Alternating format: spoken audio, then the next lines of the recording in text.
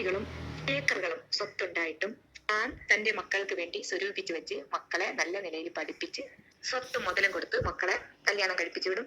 ആൺമക്കൾക്കും ഓഹരി കൊടുക്കും. എന്നാൽ വിശുദ്ധ ഖുർആനിൽ അല്ലാഹു പറയുന്നത്, നിങ്ങൾ സ്വത്ത് പാകം വയ്ക്കുമ്പോൾ അയൽവാസികളോ അടുത്ത ബന്ധുക്കളോ അല്ലാത്ത ബന്ധുക്കളോ ആരായാലും ദരിദ്രരായ വീടില്ലാത്തവർക്ക് 1 ഏക്കർ ഉണ്ടെങ്കിൽ 2.5 സെന്റ് ഭൂമി നിങ്ങൾ കൊടുത്തിരിക്കണം. 1 കോടി രൂപയാണ് നമ്മുടെ കൈവശം ഉണ്ടെങ്കിൽ, കോടിയാണെന്നുണ്ടെങ്കിൽ 2 രൂപയെങ്കിലും പാവപ്പെട്ട അനാഥർക്ക് വീടില്ലാത്തവർക്ക് 2 സെന്റ് ഭൂമി കൊടുത്തിരുന്നെങ്കിൽ അതിൽ ഗവൺമെന്റ് സർക്കാർ അവർക്ക് വീട് വെച്ച് നൽകും. അങ്ങനെ നൽകിയാൽ മക്കൾ ഉപേക്ഷിച്ചു പോയാലും അതിനടുത്ത് 2 സെന്റ് ഭൂമി ഉണ്ടെങ്കിൽ അതിലൊരു വീട് വെച്ച് ആ പാവപ്പെട്ടവരോടൊപ്പം ജീവിച്ചാൽ ഇതുപോലെ കോടീശ്വരന്മാർക്ക് ഈ ഗതി വരില്ലായിരുന്നു. മക്കൾ ഉപേക്ഷിച്ചു പോയാൽ പോലും, മക്കൾ തിരിഞ്ഞു നോക്കിയില്ലെങ്കിൽ പോലും 2 സെന്റ് ഭൂമി പാവങ്ങൾക്ക് കൈവിട്ടു കൊടുക്കില്ല. നമ്മുടെ മക്കൾക്ക് 50 പവൻ സ്വർണം കൊടുക്കുമ്പോൾ 1.25 പവൻ സ്വർണം ഏതെങ്കിലും അനാഥരാക്ക എത്തീമുകൾക്ക് കൊടുക്കണം.